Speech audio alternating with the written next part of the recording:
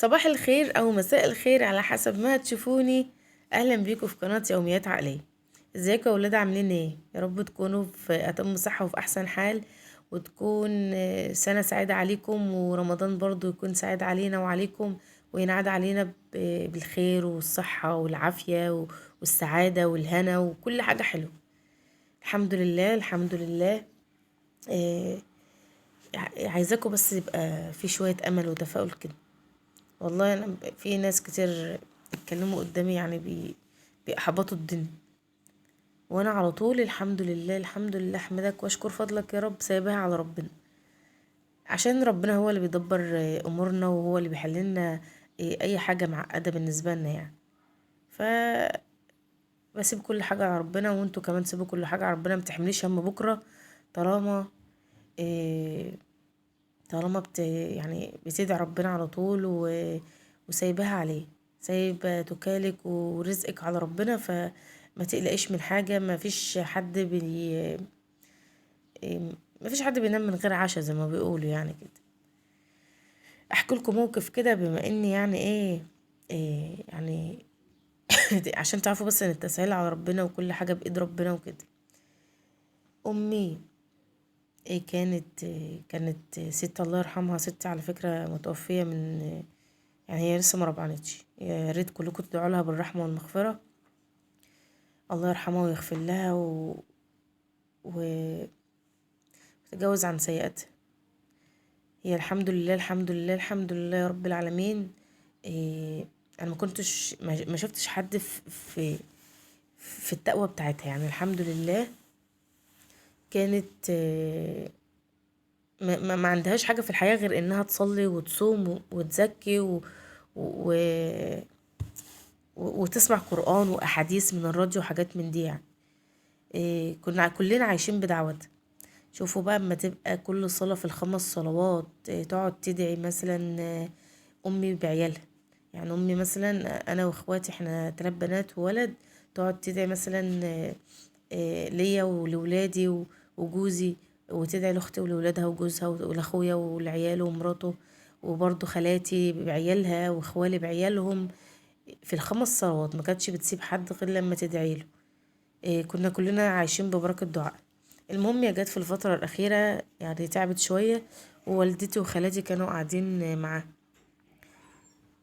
جت في مرة من المرات والدتي يعني كانت رايحة لجدتي المستشفى وكده، فبعدين قامت قالت يعني مش عارفة، كانت لقت حد بيقدم في القرعة بتاعة الحج، وبعدين قامت قالت اما اروح اقدم. هي يعني هتجيلي دلوقتي؟ ده الناس كتير بتقدم وبتقعد بال3 4 سنين وساعات بال9 سنين عما تجيلهم القرعة. اما اروح اقدم ما جاتليش السنة دي، هتجيلي السنة الجاية، هتجيلي السنة اللي بعدها كده يعني. المهم هي قدمت وما كانتش عارفة اصلا. إيه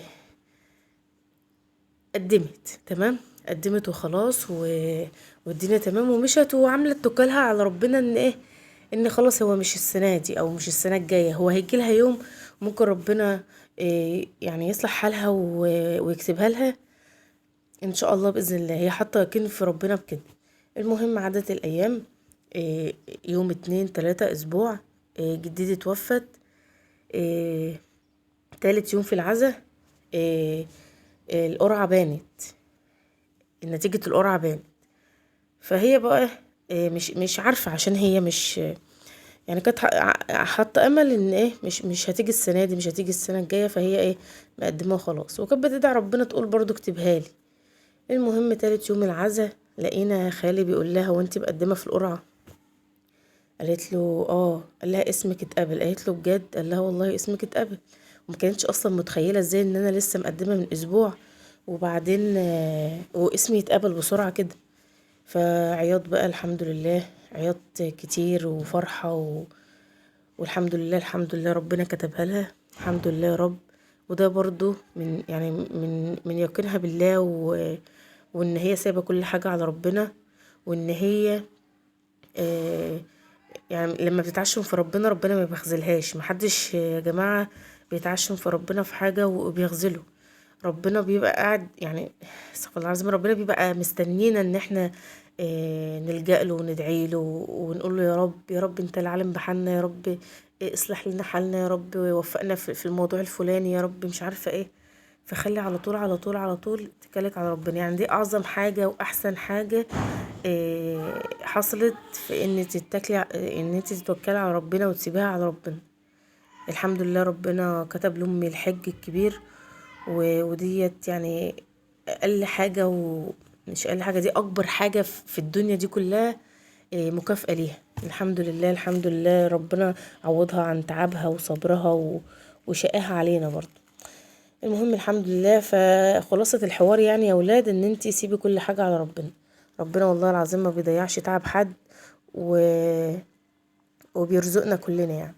زي ما انتوا شايفين بقى يا ولاد الشقة كانت عاملة ازاي. انا يعني طبعا رحت لغاية وجيت روقت تحت زي ما انتوا شفتوا كده الطبقين اللي بتوع السحور دول. وبعدين جبت سمك على السريع كده. يا لهو على الهدوم، كل دي هدوم مع اني لسه لما الهدوم. بس برضه هتقولوا ايه بقى. قلت بقى اما اطلع اروق الشقة فوق وبعدين اغسل جنبي هدوم على السريع برضه كده يعني. عشان ايه؟ عشان ما اسيبش الهدوم تتكوم عليا اكتر من كده، مع انها ما شاء الله الصابون يا ولاد اللي كان عمال ايديا وحياة عينيا ده.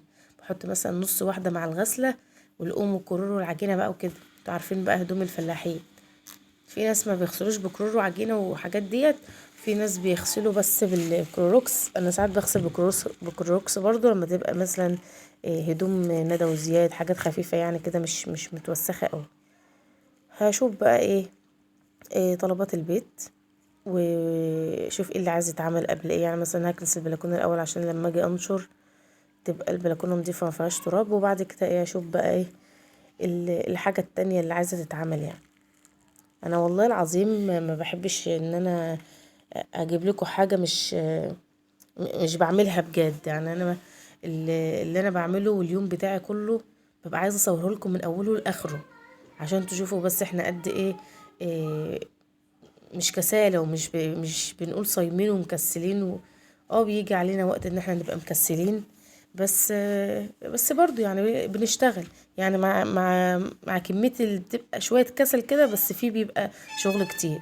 فما بالكم بقى لو ما كسلناش خالص هنشتغل شغل عامل ازاي. آه غسلت وبنشر يا ولاد. طبعا اللي بغسله بنشره، اللي بغسله بنشره كده يعني. المهم بقى شايفين الشراشيب بتاع رمضان. كل رمضان بنعمل الشراشيب ونسيبها لما تبوظ. عايزه بقى المره دي قلت لهم اول ما رمضان يخلص تاني يوم العيد كده ولا يلا نعيد كمان، وبعد كده نشيل الشراشيب دي تاني ونقوم عينينها. نبقى ان شاء الله باذن الله في رمضان الجاي ان شاء الله ان شاء الله باذن الله لو ربنا احيانا يعني هنحطها ونجيب زياده عليهم يعني. احلى حاجه ان انتي تبقي في رمضان والله العظيم. يعني انا حاسه ان الشغله بتاعتي في رمضان رايقه وهاديه. اغسل براحتي انشر براحتي، مش عامله بقى ان انا يلا بسرعه اغسل يلا بسرعه عشان اطبخ. لا ده انا عايزين هيتغدوا دلوقتي، ده الظهر دلوقتي بقى الظهر يدن العصر يدن مش مشكله. بعمل شغلي برواقه وبراحتي خالص. ازيك يا سندي؟ دي سندي يا ولاد بنت اختي وبنت سيلفي، يعني تقرب لي من ناحيتين للاسف. للاسف يعني انا مثلا ده الاستاذ زين كان لسه صاحي بقى ولسه هيلبس وهيخلص عشان امشيه. اهم حاجه ان انا البسه وانزله وامشيه عشان اشوف انا هعمل ايه. كان بيحنس يعني بيغيظ ولاد عمه، وبقول لكم اعملوا لايك. عيل دمه زي العسل، الحاجه الحلوه اللي في حياتي الشوكولاته اللي في حياتي. المعلم سامر كمان برضو اخو سند، برضو ابن اختي وابن سيلفي. بصوا لازقلي ال24 ساعه. يعني انا بمشي ابني بسرب ابني وهم قاعدين معايا. مش عارفه والله العظيم يا رب ده اخرة اللي يتجوز الاول وهو اللي يبقى الكبير تبقى مرات الكبير، تبقى الدنيا مفتحه كده والعيال شبطانين فيها عيال العيله كلها. المعلم زين مش راضي يسرح لوحده طبعا. قصدي مش راضي خلينا نسرحه. عامل بقى فيها الواد الشاب اللي روش اللي عايز يسرح نفسه. انت بتعرفش تسرحيني يا ماما وكده يعني. اهو شوفوا الخناق 24 ساعة 24 ساعة خناق. امورتي الحلوه بقت طعمه، سلمتي الحلوه برضو كان وراها درس، ولبست بقى الاسدال. شايفين يا ولاد الاسدال الحلو ده؟ لسه جايبهولها بقى، عماله تقول لي يا ماما رمضان وانا عايزه اسدال جديد ومش عارفه ايه. اسدال النونه المفعوصه ديت معدي ال200 جنيه، فما بالكوا بقى الكبار هنعمل فيهم ايه؟ الحمد لله برضو سايبينها على ربنا، ربنا يتولانا ان شاء الله ويبعت لنا كنز حلو كده عشان نعرف نجيب لهم لبس العيد ان شاء الله باذن الله. ربنا هيبعت رزقهم. انا واثقه في ربنا يعني. انا لسه ما روقتش وما عملتش اي حاجه يعني، عن دوبك بغسل، واللي بغسله كنت بروح انشره عشان اقفل البلكونه واروق بقى، وفي نفس الوقت ايه، بمشي الكتاكيت عشان يعني ابقى براحتي، مش اسكت يالا اسكت يا بنت. زي ما انتم شايفين برضو ولاد سيلفي كانوا قاعدين عندي فطبعا مش هعرف اتعامل ولا اروق ولا اعمل اي حاجه وهم واقفين لي كده. العيال ما بيريحوش نفسهم اصلا، وزمانهم دلوقتي هيسمعوا الفيديو يقولوا يا ماما ايه انت بتقولي علينا بنريحش نفسنا. شايفين يا ولاد؟ شايفين يا ولاد؟ ايه رايكم بقى في الاسدال بتاع سلمى والاسدال بتاع ساندي؟ قولوا بقى لسلومة رايكم في الاسدال، حلو عليها ولا لا؟ التقوى والايمان بقى، احنا رمضان لازم تغطي شعرها. خلصت زي ما انتم شايفين النشير حلو في عينيا، يا سلام عليه، يا سلام يا سلام. كان لسه في دورين كمان اللي هم الاسمر وكده، بس كنت لسه ايه، بغير بقى الميه واغسل الاسمر لوحده وكده. خلصت وروقت زي ما انتم شايفين يا ولاد، الحمد لله. طبعا هتقولوا هي فين بقية الشقة انت بتروقي دول بس؟ يعني هي الأوضة والصالة دول اللي أكتر حاجة وحشة في الشقة، لأن هما على طول الولاد قاعدين فيه. في أوضة هي مقفولة بتاعت كتبات ندى وحاجات ندى، والأوضة الكبيرة طبعا يعني أنا روقتها بس ما صورتهاش، والمطبخ اللي أنا بغسل فيه، وطبعا بقى مش شرط الحمام يعني. خلصت يا ولاد وقلت اما انزل بقى اشوف انا هعمل ايه. قلت هعمل لهم ايه النهارده؟ حلويات. لقيت ان انا عندي كريم كراميل، فقلت ماشي سهل، بس حبيت احط التاتش بتاعي بقى واعمل حاجه مختلفه. يعني قلت انا عندي موز كمان، طب ايه رايكم احط موز؟ طب انا قعدت اقول طب هو هيثبت ولا مش هيثبت؟ وكمان حطيتها في كوبايات زي ما انتم شايفين كده، يعني مش شرط بقى اطباق، مش شرط كاسات، مش شرط بولات، اللي عندك حطي فيه. هتقولي لي بقى بيتعمل ازاي الكريم الكراميل ده؟ انت بتجيبي العلبه الباكو بتحط على نص كيلو لبن، تمام. تحطي الباكو في نص كيلو لبن وشويه سكر لو انت حابه يعني. هو فيه سكر على فكره، بس انا حطيت فبيخلي طعمه احلى. وبتقلبيهم وترفعهم على النار لما تلاقي القوام بتاعه تقيل، تقومي منزلاه زي ما انت شايفه كده، وتقومي حاطاه في الكاسات. بس الاول تحطي الكريم كراميل في الارضيه زي ما انت شايفه كده. انا حطيت يا ولاد الموز ده يعني حاجه كده من عندي، فكنت بجربها هتبقى حلوه ولا لا، هتبقى عامله زي الجيلي اصلا، إيه طعمه هيبقى عامل ازاي. فقلت ايه يعني اما اجرب، ما فيهاش مشكله، احنا عايشين عشان نجرب و... وندوس كده في التجارب. زي ما انتم شايفين جربت مثلا من غير موز وجربت بموز، عشان إيه نشوف الدنيا هتبقى عامله ازاي، ونشوف بطعم موز احلى ولا من غير موز احلى. بس والله العظيم في الاتنين تحفه، وخصوصا ابو موز دوت. يعني انا خلاص بعد كده ما عدتش هعمل الكريم كراميل غير اما احط فيه موز، وبيمسك وبيبقى جميل قوي. يعني انا مثلا قلت لا ده مثلا مش هيمسك الموزايه، هتقوم مخليه الكريم كراميل لما اقلبه ما يمسكش. لا خالص، اتقلب ومسك والموزايه كان الموز كان فيه حلو قوي.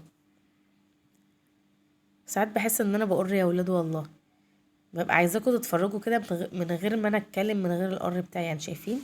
يا سلام عليا، يا سلام يا سلام يا سلام. شيف يعني. بصوا انا شيف غلبانه يعني، بخترع حاجات بس إيه على قد كده. ده انا لو سابولي الدنيا وسابولي الامكانيات مش هقول لكم.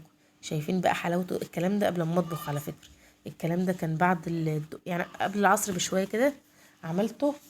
وبعدين شايفين بقى الموز؟ شايفين شكله والكريم كراميل والكراميل بتاعه عامل ازاي يا ولاد؟